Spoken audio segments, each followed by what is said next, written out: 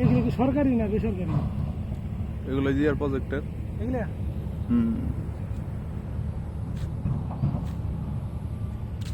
সরকারি 12 টাকা নিয়ে কেন ওই যেগুলো না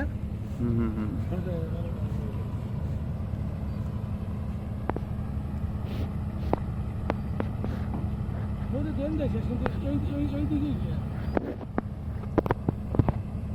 মেন সমুদ্র নদী কোন দিকে গেছে ভাই? এইটুকু শাখাই। মাঝখানে দিয়ে ওই যে গ্রাম ওটা কি চল না? হ্যাঁ যমুনার মাঝখানে ওই যে